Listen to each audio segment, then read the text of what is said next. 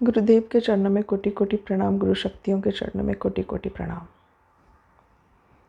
हमने बहुत बार ज़िंदगी में सुना है बड़े लोगों के मुंह से कि ज़िंदगी इम्तिहान लेती है, ये परीक्षा की घड़ी है, डिफ़िकल्ट टाइम्स है, टेस्टिंग पीरियड है।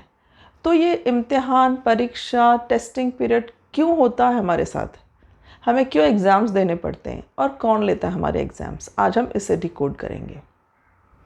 तो मोस्टली लोगों का ऐसे होता है कि जो स्पिरिचुअल जर्नी है वो बाय चॉइस है। हमें लगता है कि हम मेडिटेशन कर भी सकते हैं, हम मेडिटेशन नहीं भी कर सकते हैं, हम स्पिरिचुअल जर्नी चाह भी सकते हैं और स्पिरिचुअल जर्नी में अवॉइड भी कर सकती हूँ। बट एक्चुअली जब हम स्पिरिचुअल जर्नी कहते हैं, हम जब आध्यात्मिकता में बिलीव करना और उसमें प्रोग्रेस की बात करते हैं, तो स्पिरिचुअल जर्नी, स्पिरिट, आपकी आत्मा की जर्नी, अब आप चाहो या ना चाहो, आत्मा का जो पर्पस है जब हम इस धरती पे पहली बार आते हैं, तो उसका एक ही पर्पस है, वापस अपने घर जाना, वापस परमात्मा में एक रूप हो जाना, आत्मा का परमात्मा से मिलन, जिसे हम मोक्ष कहते हैं। तो जब तक मोक्ष नहीं मिलता, हम इस जन्म, डेथ बर्थ इस चक्कर में हम अटके रहते हैं। तो ये एग्ज़ाम्स जो हैं, ये ऐसे समझ लीजिए कि हमने जब जन्म लिया तब हमने स्कूल में एडमिशन लिया, और मोक्ष मतलब फाइनल डिग्री। तो जैसे हर साल हम एग्ज़ाम देते हैं, वैसे ही हमारे ज़िंदगी में भी कुछ एग्ज़ाम्स होते हैं। तो अगर हम मेन कैटेगरीज बनाएं तो टोटल 7 स्पिरिचुअल टेस्ट या टोटल 7 एग्ज़ाम्स हमें देने पड़ते हैं, जो हम कहते हैं कि भगवान हमारी परीक्षा लेते हैं। अब कई लोगों का ये भी मानना है कि अगर हम दान पुण्य करें, अच्छे कर्म करें, तो वो काफ़ी होता है ज़िंदगी में, हमें आध्यात्मिकता या ध्यान, जीवंत माध्यम, जीवंत गुरु, ये सब करने की ज़रूरत नहीं है। तो ऐसे समझ लीजिए कि जब हम बच्चे को स्कूल में डालते हैं तो हमारी चॉइस होती है, हम किसी भी स्कूल में डालें। कोई बच्चा गवर्नमेंट स्कूल में जाता है, कोई बच्चा प्राइवेट स्कूल में जाता है, कोई बच्चा सीलिंग फैन के नीचे पढ़ता है, कोई बच्चा एसी रूम में पढ़ता है, कोई बच्चे स्ट्रीट लाइट के नीचे पढ़ते हैं।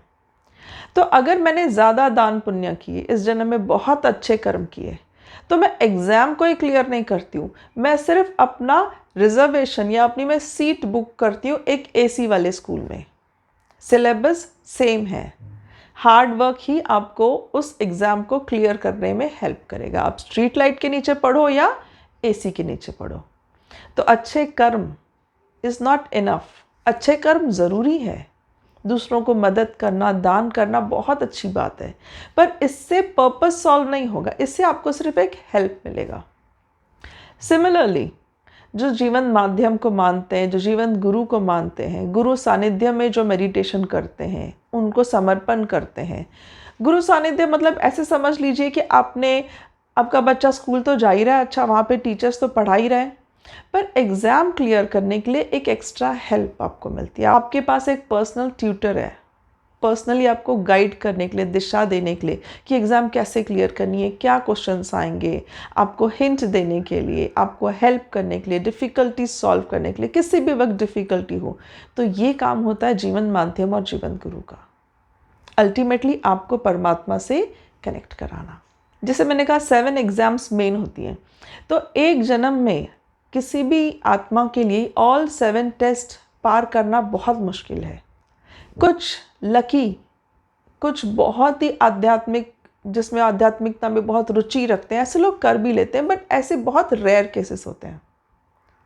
तो ऐसे समझ लीजिए जैसे मैं स्कूल जा रही हूँ, 1 to 10th मुझे स्कूल में पढ़ना है, 3rd स्टैंडर्ड में मैं फेल हो गई, तो नेक्स्ट ईयर मैं वापस 3rd ही अटेम्प्ट करूँगी। तो ऐसे ही हमारे साथ भी होता है कि हमने एक जन्म लिया, उसमें मैंने 2 एग्ज़ाम क्लियर किया, 3rd टेस्ट में मैं फेल हो गई, मैं उसे क्लियर नहीं कर पाई और ये जन्म मेरा ख़त्म हुआ।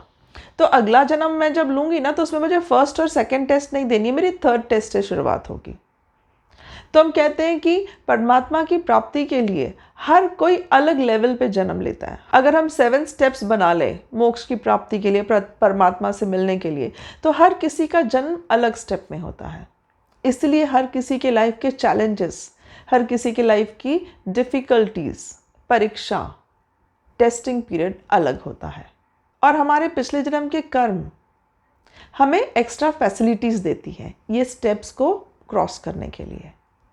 जैसे अच्छे कर्म हैं तो हमें नेक्स्ट जन्म जो मिलेगा उसमें अच्छे माँ बाप मिलेंगे, अच्छे संस्कार मिलेंगे, अच्छी सोसाइटी में स्टेटस होगा हमारा, पैसे या हम कहें अच्छा मैनर हमारा, अच्छी बोलचाल, हर कुछ हमारा अच्छा अच्छा होगा। और यहीं पे इसी माया जाल में अटक के हम एग्ज़ाम की तरफ ध्यान ही नहीं देते। जैसे होते हैं ना कि बहुत रिच बच्चे जो होते हैं, अच्छे फैमिली में जो होते हैं, उनके पास बहुत सारे फैसिलिटीज़ होती हैं। एसी होता है, टीवी होता है, बचपन से उनके पास फ़ोन होता है, प्ले स्टेशन होगा, घूमने वो बाहर जाते हैं, फॉरेन जाते हैं, तो इतने सारे डिस्ट्रैक्शन होते हैं कि बहुत सारे बच्चे पढ़ने में वीक होते हैं या पढ़ाई में ध्यान नहीं दे पाते। सेम हमारे साथ होता है। जितनी ज़्यादा फैसिलिटी हमारे को मिलती है उतनी ज़्यादा हम एग्ज़ाम की तरफ ध्यान नहीं देते, कॉन्सेंट्रेट नहीं करते और हम माया जाल में अटक जाते हैं। जैसे हमारे बच्चे माया जाल में अटक जाते हैं। जो स्ट्रीट लाइट के नीचे पढ़ रहा है बच्चा, उसे पता है अगर मैंने अब पढ़ाई नहीं की तो मैं तो ज़ीरो हो जाऊंगा, ख़त्म ही हो जाऊंगा। ये एक ही तरीका है मुझे, पढ़ाई, हार्डवर्क, जो मुझे इस स्ट्रीट लाइट या इस गरीबी से, इस डिफ़िकल्ट टाइम से निकाल सकता है। वैसे ही जो ज़्यादा डिफ़िकल्ट टाइम्स में होते हैं या जिन्होंने अच्छा पीरियड लाइफ में देखा नहीं है, उन्हें पता है कि भगवान के भरोसे ही हमारी ज़िंदगी कट सकती है। देन अगेन, हर किसी के प्रॉब्लम्स अलग, हर किसी के डिस्ट्रैक्शन अलग। मेन ध्यान हमें देना है कि क्या 7 हमारे मेन एग्ज़ाम्स होते हैं और उन्हें हम कैसे क्लियर करेंगे। इसमें जो पहली टेस्ट होती है वो टेस्ट होती है कि नोइंग योरसेल्फ, आप कितना अच्छे से अपने आप को जान सकते हो। हमने हमेशा सुना है कि spirituality is about knowing yourself, पर ये सिर्फ एक ही चीज़ नहीं, ये पहला लेवल हम सोच सकते हैं। इस एग्ज़ाम में ये पहला लेवल है कि हम अपने आप को कितना जानते हैं। अब जानना मतलब हमें तो पता ही है हमारा नाम क्या है, हम कितने पढ़े हैं, हमारे मम्मी पापा कौन हैं, हम कहाँ रहते हैं, बट ये कुछ भी आप नहीं हो। रियलिटी में आप क्या हो।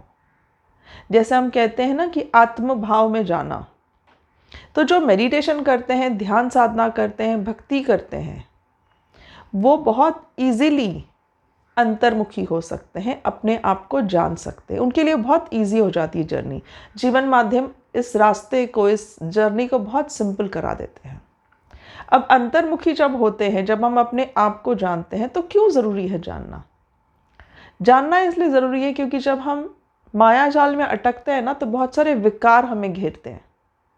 ईगो है, एंगर है, फ्रस्ट्रेशन है, डिज़ायर है, जेलसी है, कंपैरिजन है। जितने चाहो उतने विकार, आज तो रोज़ एक विकार निकलते हैं। तो जब हम विकारों की बात करते हैं, तो अगर हम आपको कहें ना कि आप में डिज़ायर है, कोई आपको कह दे कि तुम में डिज़ायर कितनी, तुम कितने जेलसी हो, तुम बार बार कंपैरिजन क्यों करते हो, तो हम बिल्कुल नहीं मानते। हम उस इंसान से झगड़ने लगेंगे, रिश्ता तोड़ देंगे, हमें बुरा लगेगा, पर कभी भी हम ये नहीं एक्सेप्ट करेंगे कि हाँ, हमें जेलसी होती है। और अगर कभी मान भी ले, स्ट्रेट अगर कभी ऐसी सिचुएशन आ जाए कि प्रूव हो जाए कि हाँ, मुझे तो जेलसी होती है कंपैरिजन करने पे, तो हम एक बहुत ही सिंपल लाइन बोल देते हैं, इंसान है ये तो होगा ही। तो ये कंसेप्ट जब हम मेडिटेशन करते हैं, ध्यान करते हैं, तो ये कंसेप्ट हमें एकदम क्लियर हो जाता है। जब हम शांत बैठते हैं तो ये गलत चीज़ है, इससे छुटकारा पाया जा सकता है। बहुत ईजी है कंपैरिजन छोड़ना, बहुत ईजी है ईगो, डिज़ायर्स को त्याग देना। तो ये जब हम ध्यान करेंगे, मेडिटेशन करेंगे, तो ये पहली एग्ज़ाम जो हमारे सामने आएगी वो हमें अपनी सारी गलतियां बताएंगी। ज़िंदगी में हमने क्या क्या गलतियां की हैं, क्यों की हैं, ऐसा क्या हमारे साथ पिछले जन्म में हुआ था जिसकी छाप आज तक मेरे पास है। तो ये कंप्लीट आपकी life history of all the births were ever needed, ऐसा ज़रूरी नहीं कि 7 जन्म ली तो 7 जन्म का पिक्चर दिखाई देगा। विकार दूर करने के लिए जो ज़रूरी है वो मैसेज आपको मिलने लगेंगे और आपको सच में लगेगा कि हाँ, ये मैंने गलत किया। कभी बाज़ार में, मार्केट में, मॉल आप पिक्चर देखने जा रहे हो तो होता है ना, कभी हम किसी को पुश कर देते हैं, धक्का लग जाता है, कभी किसी को उल्टा बोल देते हैं, गुस्सा कर देते हैं, एनीथिंग कैन हैपन।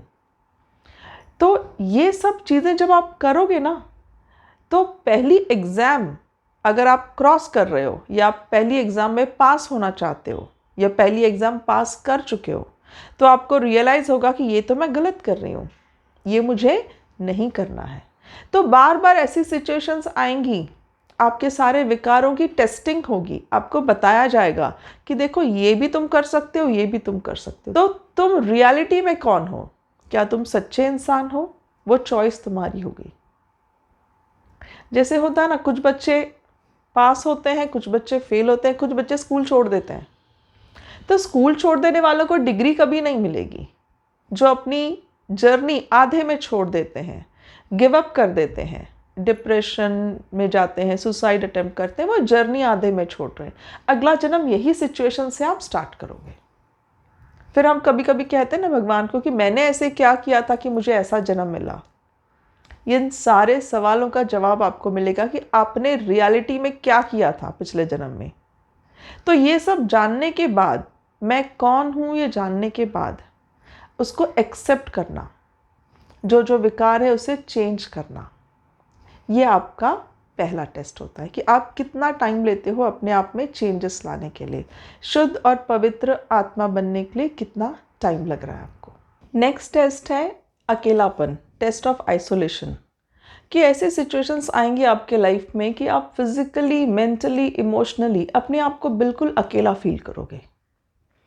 अब ये सिर्फ हम इमेजिन भी करें तो हमें एकदम सैडनेस, डिप्रेशन आ जाता है। बहुत कम लोग इस चीज़ को ऐसा समझते हैं कि एक एग्ज़ाम है जिससे हम कुछ अच्छा सीखेंगे। हमें लगता है कि हमें पनिश किया जा रहा है, कि भगवान हमारे साथ ऐसे क्यों कर रहे हैं, मैं इतने जनों के लिए इतना कुछ करती हूँ। नॉर्मल सेंटेंस है कि मैं सबके लिए करती हूँ लेकिन मैं एंडिंग में अकेली रहती हूँ, मेरे वक्त मुझे कोई नहीं मिलता, कोई मेरा साथ नहीं देता, कोई मुझसे प्यार नहीं करता। मतलब आप अपने आप को अकेला फील करते हो। ज़िंदगी में कभी ना कभी ये दौर ज़रूर आता है, ये टाइम ज़रूर आता है when you are totally alone. Family, friends, job, relatives कुछ भी आपके साथ नहीं है, आपको ऐसा लगता है। तो ये वक्त क्यों आता है? क्योंकि मैक्सिमम टाइम क्या होता है ना, कि जैसे मैंने कहा, जब आत्मा जन्म लेती है तो माया जाल में अटक जाती है। हमारी लाइफ के प्रायोरिटीज़ क्या हैं? हमारा जॉब, हमारा कैरियर, हमारी स्टडीज़, हमारी फैमिली, हमारे बच्चे, इन सब के बाद टाइम मिला तो हम कहते हैं कि बुढ़ापे में जब ये रिस्पॉन्सिबिलिटीज़, जब ये प्रायोरिटीज़ ख़त्म हो जाएंगी, तब हम आध्यात्मिकता, स्पिरिचुअलिटी को ज्वाइन करेंगे। हमें लगता है कि हमें ज्वाइन करना है, हमें लगता है कि हमें ये स्टार्ट करना है, पर जन्म लेते ही, जब पहली बार आत्मा जन्म लेती है, उसका स्पिरिचुअल प्रोग्रेस स्टार्ट हो जाता है। We are constantly in the exam mode. ये हमें से बहुत जनों को ये पता नहीं चलता। हमें लगता है ये चॉइस है हमारी। तो ये रियलाइज़ करना बहुत ज़रूरी है कि जब ऐसा फेस आपकी ज़िंदगी में आता है कि जब आप अकेले हो, तो अकेलेपन में हमें क्या सीखना है, क्या मैसेज दे रहे हैं भगवान। क्योंकि जब मैंने कहा कि हमारे आत्मा का पर्पस होता है परमात्मा से कनेक्ट होना, तो हमारी आत्मा की आवाज़ हम सुनेंगे तो वो हमें करेक्ट डायरेक्शन देगी कि कैसे जाना है और कहाँ जाना है और क्या करना है। इन शॉर्ट, जब हम इस दुनिया में आते हैं तो जैसे मैंने कहा, फर्स्ट स्टेप में आपके विकार दूर होते हैं, पर वो विकार दिखने के लिए आपको शांत अकेले बैठना पड़ेगा। अगर आप अपने आप के शेड्यूल में से टाइम नहीं निकालोगे अकेले बैठने के लिए, डिवोट नहीं करोगे, वैसे तो 10% of the time, total 24 hours में से 10% तो देना चाहिए, पर उतना भी नहीं दे पाते, तो सुबह हाफ एन आवर, रात को हाफ एन आवर अगर आप अपने आप को नहीं दोगे, तो ज़िंदगी ऐसे चक्कर चलाती है कि आपको हेल्प करने के लिए, ताकि आप अपने आत्मा की आवाज़ सुनो और अच्छे मार्क्स से पास हो, इसीलिए आपको अकेला करती है, इस माया जाल से सेपरेट करती है। तो it is not punishment, it is a help progress करने के लिए। तो जब जीवंत गुरु आपके होते हैं ना, और ऐसी घड़ी जब आपके पास आती है, तो आप डिप्रेशन में नहीं जाते, आप उदास नहीं होते, आप फ्रस्ट्रेट नहीं होते, आप ये गुस्सा नहीं आता, क्योंकि वो आपको बताते, देखो मैं साथ में हूँ और ये बस थोड़ी देर की जर्नी है अकेलापन। जब आपको अपनी आवाज़ सुनने लगेगी तो सब चीज़ नॉर्मल हो जाएगी। तो टेस्ट ऑफ आइसोलेशन या अकेलापन में हमें शांत बैठना है। तो फर्स्ट और सेकंड स्टेप रिलेटेड है। फर्स्ट नहीं कर पाओगे तो सेकंड टेस्ट आएगी, ताकि आप फर्स्ट अच्छे से कर पाओ। तो जब हम शांत बैठते हैं तो हमें अपने आत्मा की आवाज़ सुनाई देती है। होता ना, जब हम कोई डिसीजन लेना चाहते हैं तो हमें लगता है कोई एक्सपर्ट हो, कोई एकदम नॉलेजेबल पर्सन हो जिससे हम गाइडेंस लें, पर वो सही भी बैठता है, गलत भी बैठता है।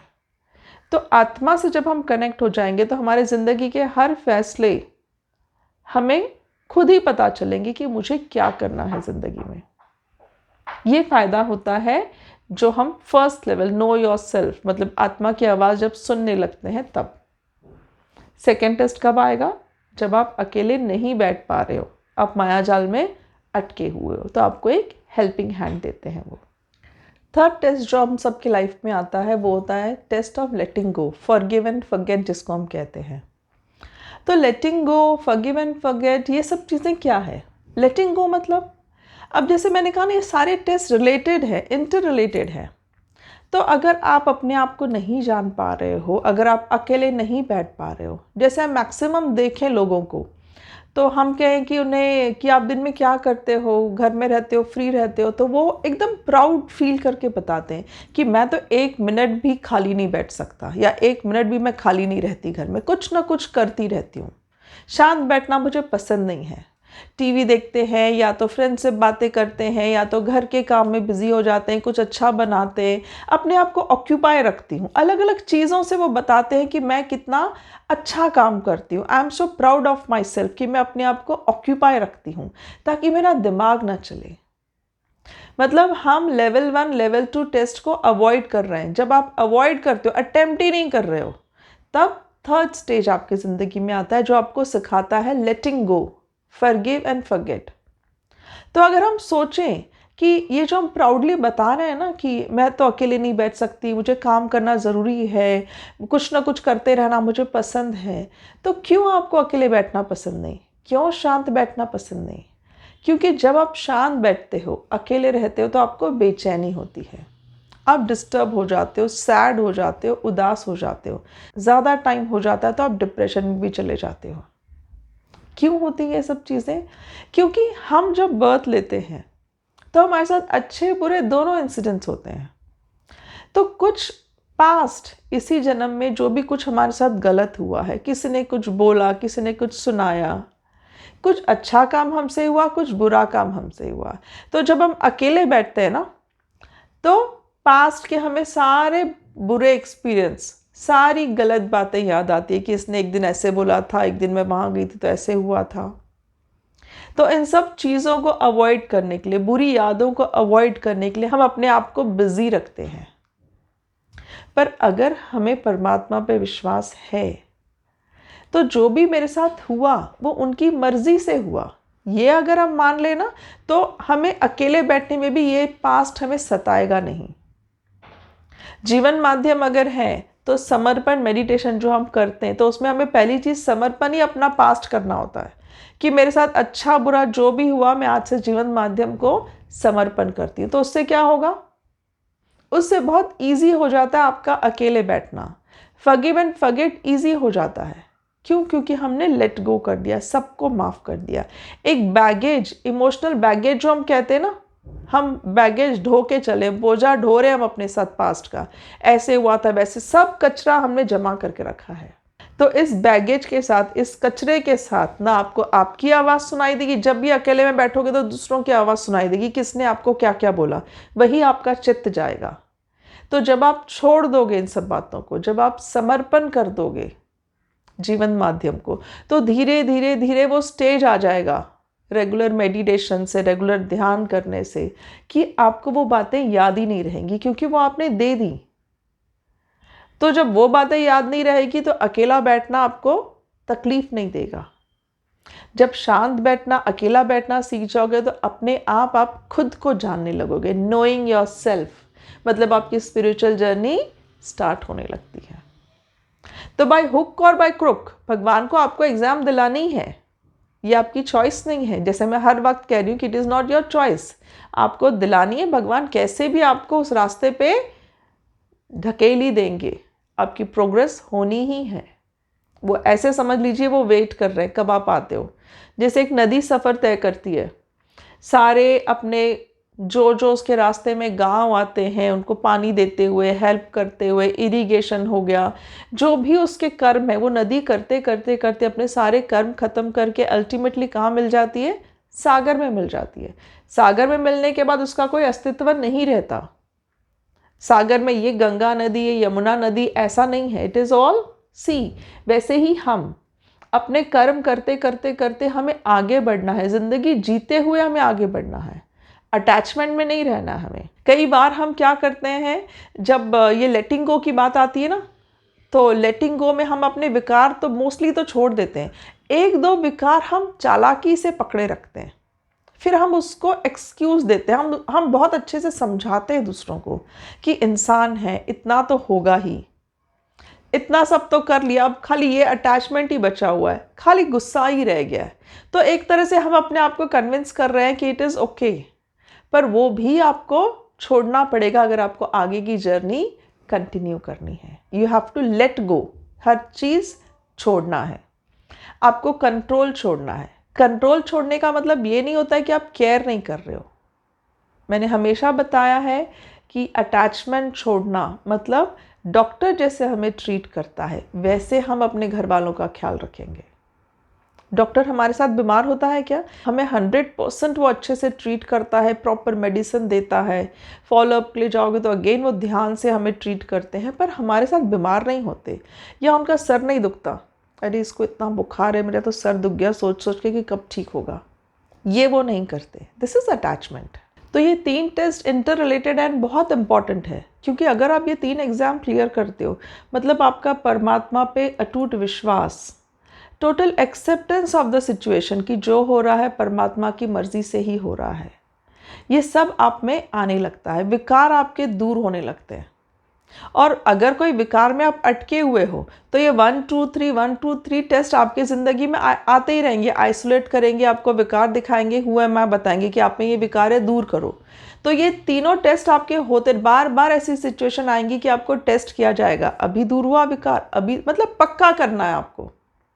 भगवान का एक ही टारगेट है, परमात्मा का एक ही टारगेट है कि ये 3 एग्ज़ाम्स में आपको पक्का करना है, क्योंकि इसके बाद जो आगे टेस्ट है इसमें वही चीज़ें, वही बातें आपको याद रहेंगी जो आपके संस्कार बन चुके हैं।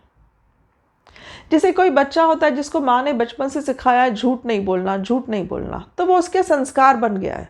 संस्कार बन गया मतलब वो कभी भी, मतलब बेहोशी की हालत में, नींद में भी वो बच्चा झूठ नहीं बोलेगा, क्योंकि वो उसने आत्मसात कर लिया है। तो जब तक आप सारी अच्छी बातें आत्मसात नहीं कर लो तब तक आपकी आगे की जर्नी स्टार्ट नहीं होती।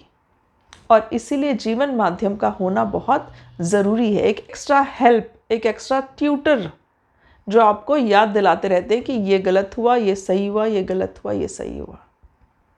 क्योंकि जीवन माध्यम ये ऐसे हैं कि जिनके बताने पे हमें ईगो, एंगर, फ्रस्ट्रेशन, गुस्सा नहीं आता, वरना कोई और हमारी गलती बताए तो हमें बहुत जल्दी गुस्सा आ जाता है, हमें बुरा लग जाता है।